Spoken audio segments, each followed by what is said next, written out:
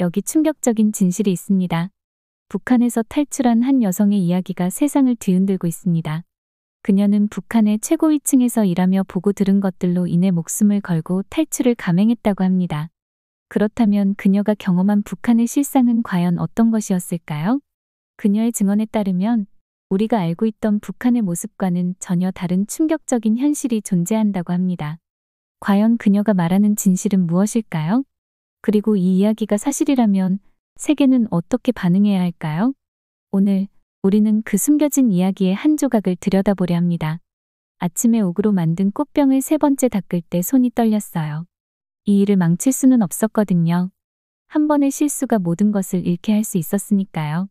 제 이름은 이선영이고 저는 북한의 지도자 김정은의 아내인 리설주 여사의 가정부로 일하고 있어요. 많은 사람들이 부러워할 직업이지만 저에게는 매일이 두려움의 연속이에요. 주위를 둘러보니 엄청 크고 화려한 방이 눈에 들어왔어요. 바닥이 너무 반짝거려 제 얼굴이 비칠 정도였어요. 벽마다 값비싼 그림들이 걸려 있었고 제가 자라난 평양의 가난한 거리와는 전혀 다른 세상이었어요.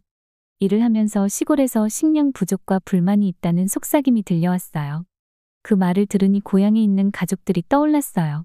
아마도 지금쯤 배가 고플 텐데 말이에요. 이곳 궁궐에는 먹을 것이 넘쳐나는데 참 아이러니했어요. 갑자기 발소리가 가까워졌어요. 심장이 두근거리기 시작했어요. 리설주 여사였어요. 저는 몸을 굳게 펴고 겁먹지 않으려 했었어요. 리설주 여사는 자신이 이곳의 주인인 양 당당하게 방으로 들어왔어요. 사실 그녀는 거의 그런 위치에 있었죠. 얼굴은 차분해 보였지만 제가 알기로는 그녀가 화를 낼 때가 있어요. 조용히 있다가도 갑자기 소리치는 경우도 있었거든요. 그녀는 제가 닦고 있던 꽃병을 바라보며 손가락으로 훑어보았어요. 저는 숨을 죽였어요. 혹시 제가 놓친 부분이 있나? 그녀가 저에게 소리칠까? 영원처럼 느껴지던 시간이 흐른 후 그녀는 고개를 끄덕이고는 방을 나갔어요. 저는 큰 한숨을 내쉬었어요. 이번엔 시험을 통과했네요. 몇 주가 지나면서 저는 제 일에 점점 익숙해졌어요.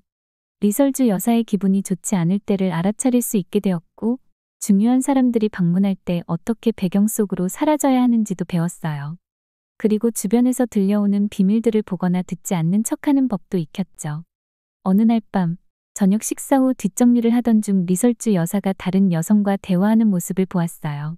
그 여자가 정부에서 중요한 인물인 현송월이라는 것을 알아차렸어요. 두 사람은 조용히 얘기하려 했지만 그들이 다투고 있다는 것을 알 수 있었어요. 너무 지나치고 있어. 리설주 여사가 화난 목소리로 말했어요. 내 남편이 너를 좋아한다고 해서 모두에게 명령할 수 있는 건 아니야. 하지만 현송월은 전혀 두려워하는 기색이 없었어요. 오히려 살짝 미소를 지었죠. 당신이 옷이나 신경 쓰는 대신 중요한 것에 더 신경을 썼다면 지금 상황을 제대로 이해했을 거야. 라고 말했어요.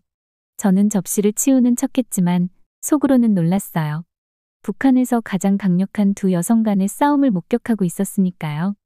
방을 나서면서 리설주 여사의 얼굴을 보았는데 폭발하기 직전인 것처럼 보였어요. 그녀가 저에게 화풀이하기 전에 서둘러 나왔어요. 그날 밤 하인드리스는 딱딱한 침대에 누워 오늘 본 일들을 곱씹었어요. 제 직업 덕분에 대부분의 사람들이 보지 못할 것을 보게 되었어요. 하지만 비밀을 안다는 것은 위험한 일이기도 했어요. 잘못된 행동 하나로 모든 것을 잃을 수도 있었죠. 어쩌면 목숨까지도요. 얇은 담요를 몸에 더 꼭 둘러쌌어요. 내일은 또다시 누구도 화내지 않도록 조심하며 일해야 할 하루가 될 거예요. 잠에 들면서 이런 생각이 들었어요. 얼마나 더 버틸 수 있을까? 내가 실수하기까지 얼마나 남았을까? 내가 알고 있는 비밀들이 문제를 일으키기까지 얼마나 남았을까? 하지만 지금으로선 잠을 자고 내일이 좋은 날이 되길 바라는 수밖에 없었어요. 이 비밀과 거짓의 궁궐에서 그게 제가 바랄 수 있는 전부였거든요. 저는 리설주 여사의 저택에서 몇 달 동안 일해오면서 이제야 조금씩 익숙해지고 있었어요. 오해하지 마세요. 여전히 대부분의 시간은 무섭기만 했지만 그래도 어떻게 버텨야 할지 조금씩 배우고 있었죠. 가장 중요한 건 리설주 여사의 기분을 파악하는 거였어요. 어떤 날은 그녀가 웃으면서 우리 직원들에게 간식을 나눠주며 친한 친구처럼 대할 때도 있었어요. 하지만 다른 날은 그녀의 눈에 위험한 번뜩임이 스칠 때는 조용히 사라지는 게 상책이라는 걸 알게 됐어요. 특히 중요한 사람들이 방문할 때는 최대한 배경으로 사라지는 법을 터득했죠. 먼지를 닦거나 차를 내올 때 들은 이야기들은 정말 믿기 어려운 것들이 많았어요. 시골 지역의 식량 부족에 대한 이야기라든지 민중 사이에서 일어나는 불만의 소문들 같은 것들이요. 공영방송에서 나오는 이야기들과는 너무나도 달랐어요. 하지만 제일 어려운 건 아무 일도 모르는 척, 아무 표정도 짓지 않는 거였어요. 잘못된 표정을 지으면 그 순간 모든 게 끝장날 수 있었거든요. 그 다음에 무슨 일이 일어날지는 상상조차 하기 싫었어요. 리설주 여사의 성격은 점점 더 예민해졌어요. 사소한 일에도 쉽게 화를 내기 시작했어요. 차가 충분히 뜨겁지 않다거나 제가 다림질할 때 놓친 옷의 주름 같은 것들이요. 저는 멍 자국을 숨기려고 항상 긴 소매 옷을 입기 시작했어요. 하지만 리설주 여사만 그런 게 아니었어요. 저택 전체의 분위기가 달라졌어요. 예전에는 우리 하인들과 농담도 주고받던 경비원들이 이제는 그저 굳은 얼굴로 경계만 서고 있었어요.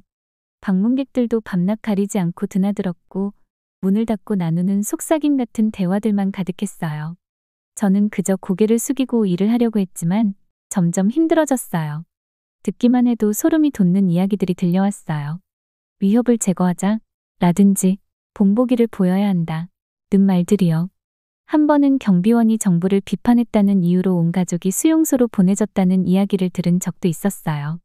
그 순간 제가 얼마나 위태로운 상황에 있는지 다시 한번 깨달았어요.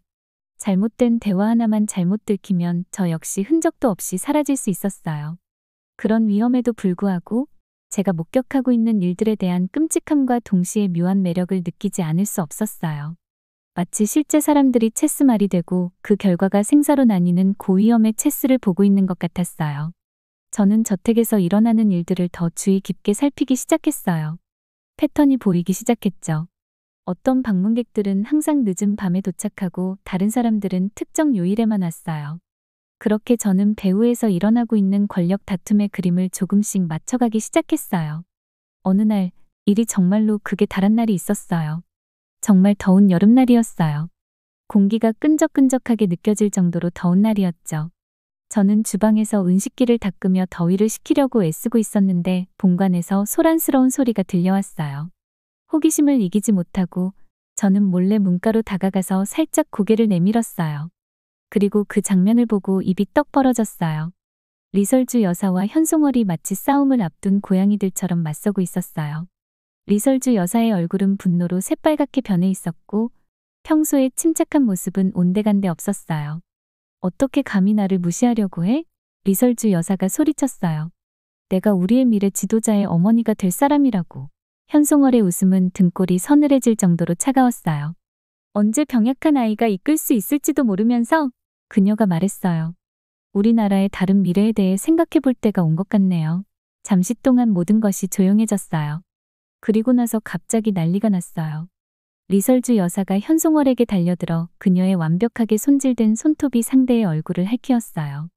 현송월은 근처 테이블에 있던 무거운 크리스털 꽃병을 잡아 휘둘렀어요. 저는 두 여인이 싸우는 모습을 공포에 질려 지켜보고 있었어요. 오랜 긴장이 폭발하듯 폭력으로 이어진 거였죠. 꽃병이 리설주 여사의 머리에 맞자 피가 깨끗한 대리석 바닥에 튀었어요. 경비원들이 달려들어 그들을 떼어놓으려고 했어요. 저는 심장이 두근거리는 걸 느끼며 주방으로 몸을 숨겼어요. 방금 제가 절대 봐서는 안 될 장면을 목격했다는 걸 알고 있었죠. 더 많은 경비원들이 소란이 난 쪽으로 뛰어오는 소리를 들으면서 머릿속에는 한 가지 생각만이 계속 맴돌았어요. 여길 벗어나야 해. 어떻게든 무슨 수를 써서라도 여기서 탈출해야 해. 그렇지 않으면 더는 살아남지 못할 거야. 매일 밤 잠을 이루지 못한 채 누워있으면서 저는 계획을 세우기 시작했어요. 위험하고 무모한 계획일 수도 있었지만 그게 유일한 희망이었어요. 중국으로 탈출해야겠다고 결심했어요. 그 생각만으로도 두려웠어요. 북한을 탈출하려다가 잡힌 사람들의 이야기를 많이 들었거든요. 그들 중 많은 이들이 다시는 소식을 들을 수 없는 정치범 수용소로 보내졌다고 했죠. 하지만 제가 보고 들은 것을 생각할수록 다른 선택의 여지가 없다는 걸 깨달았어요. 저는 너무 많은 것을 알고 있었고 권력자들에게는 위협이 되는 존재였어요. 북한에서는 그런 위협은 곧 제거 대상이었죠. 그래서 준비를 시작했어요. 경비 일정표를 외우고 주방에서 조금씩 음식을 챙겨두었어요. 틈틈이 국경 지역 지도를 공부하기도 했죠. 그리고 도망칠 기회를 기다렸어요. 제가 몰랐던 것은 그 기회가 생각보다 빨리 찾아왔다는 것과 그로 인해 제 인생이 완전히 달라질 거라는 사실이었어요. 싸움이 있던 며칠 후는 정말 무서웠어요.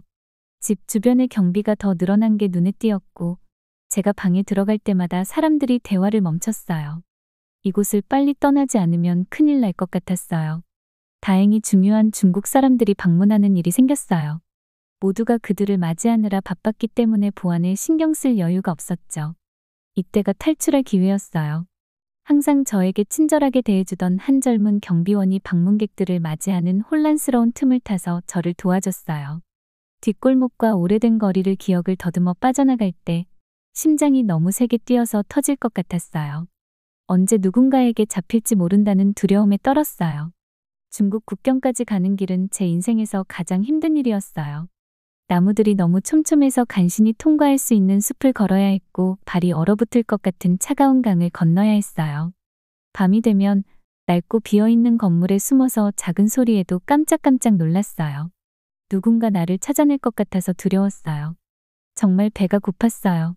먹을 수 있는 건 길에서 주운 뿌리나 열매뿐이었어요. 먹을 것이 부족해서도 무서워서도 배가 계속 아팠어요. 얼마나 오랫동안 도망쳤는지 기억이 안 나요. 그저 두려움과 결심의 연속이었어요. 무슨 일이 있어도 계속 가야 한다는 것만 알고 있었어요. 마침내 마지막 큰 장애물에 도달했어요. 압록강을 가로지르는 다리. 그 다리 건너편에는 중국이 그리고 자유가 있었어요. 하지만 무장한 경비병들이 다리를 순찰하고 있었어요. 어떻게 그들을 피할 수 있을까요? 어둠이 내릴 때까지 기다렸어요. 그리고 집안일을 하면서 익혔던 모든 은신 기술을 사용해 다리 쪽으로 다가갔어요. 한 걸음 한 걸음 내디딜 때마다 심장이 터질 것만 같았어요. 경비병들이 나를 보지 않기를 간절히 빌면서 숨을 죽였어요. 마침내 다리 건너편 중국 땅에 발을 디뎠을 때 안도감에 울고 싶었어요. 하지만 아직 멈출 수 없다는 걸 알고 있었어요. 여전히 위험에 처해 있었으니까요. 계속 걸었어요. 북한과의 거리를 최대한 벌리면서요. 중국 영토 깊숙이 들어왔을 때 비로소 잠시 쉴 수 있었어요. 숨겨진 장소를 찾아 앉았는데 온몸이 떨렸어요. 믿기지 않았어요. 정말 해냈다는 게. 자유를 얻었어요. 하지만 아드레날린이 빠져나가면서 제가 남겨두고 온 모든 것들이 생각나기 시작했어요. 가족, 친구들 그리고 저를 도와준 그 친절한 경비원까지. 그들이 날 도운 사실이 밝혀지면 어떻게 될까 걱정이 됐어요. 정말 외로웠어요.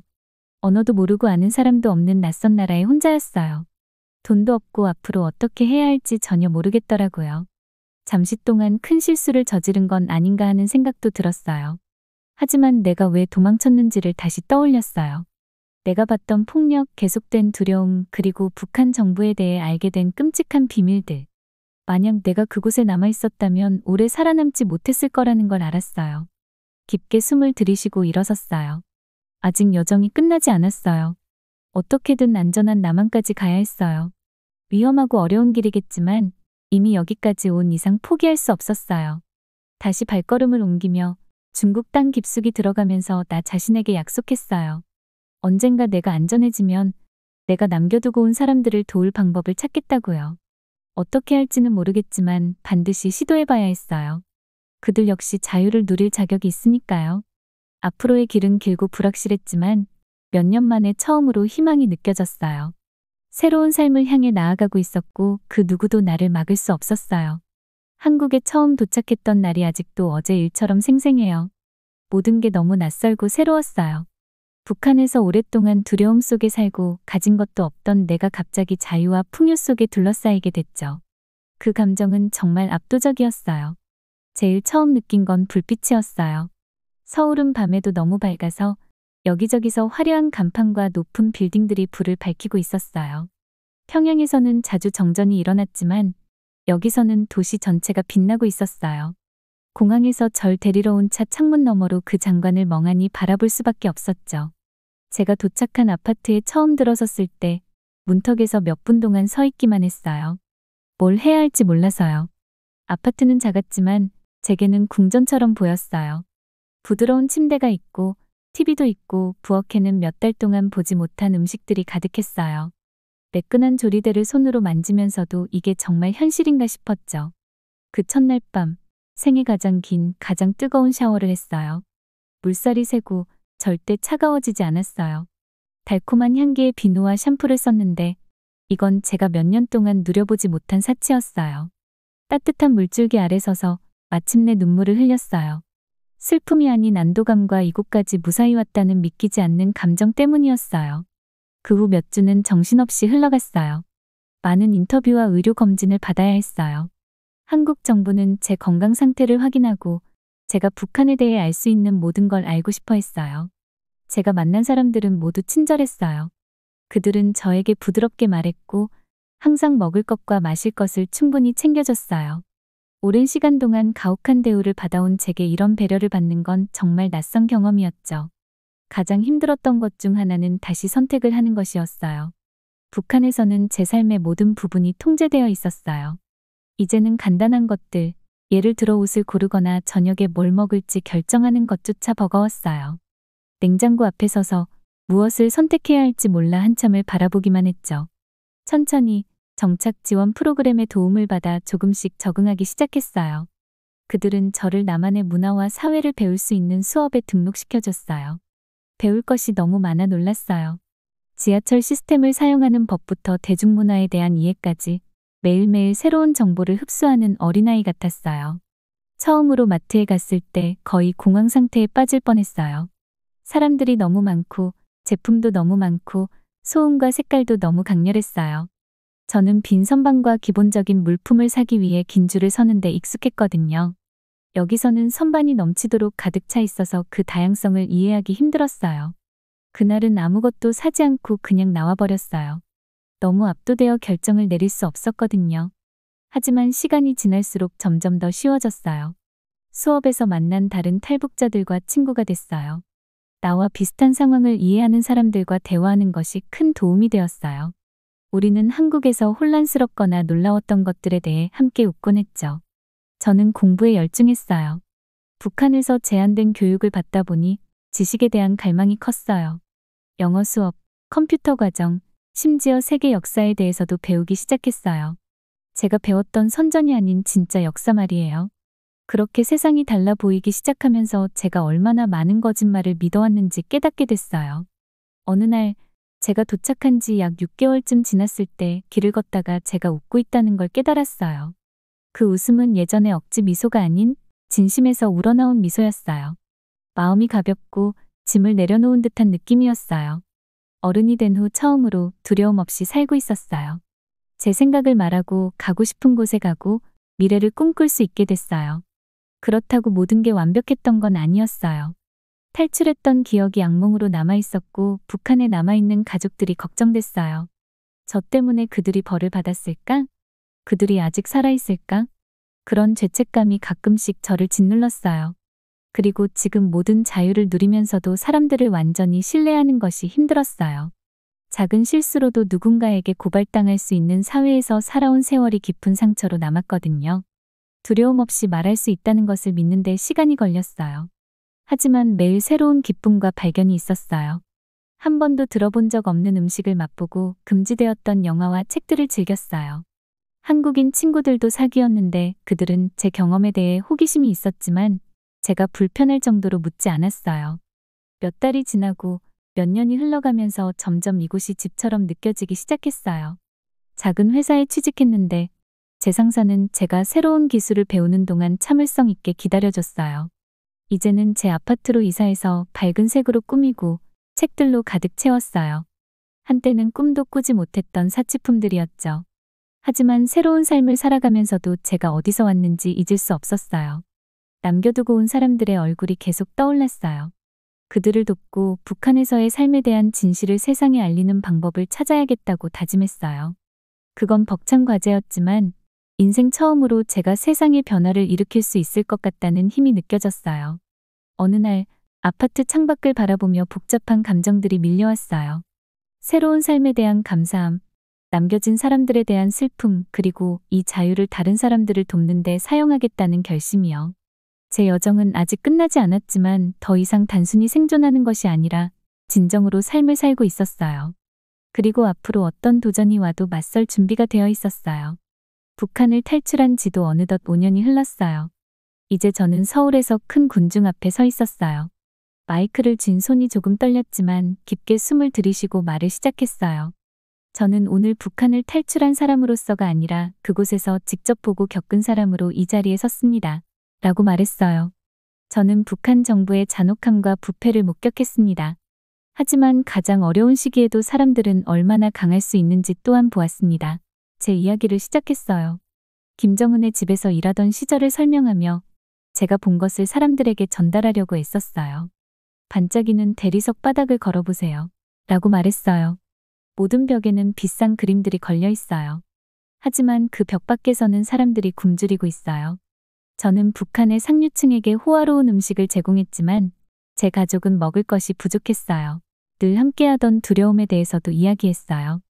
마치 모든 것을 덮어버리는 어두운 구름처럼 항상 존재하는 두려움이었죠. 작은 실수 하나로 인생이 망가질 수 있었습니다. 라고 설명했어요. 항상 말조심, 행동조심, 심지어는 다른 사람을 바라보는 시선까지도 조심해야 했어요.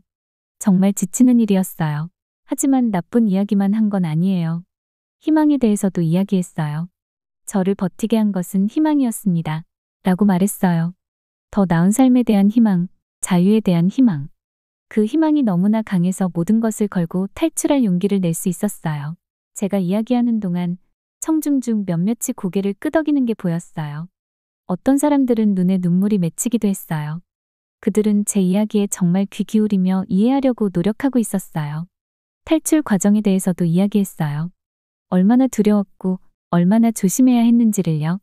숲속에 숨어있던 일들, 강을 건너던 순간들, 항상 뒤를 돌아보며 살아야 했던 나날들을 묘사했어요. 중국에 도착했을 때 라고 말했어요. 저는 울었습니다.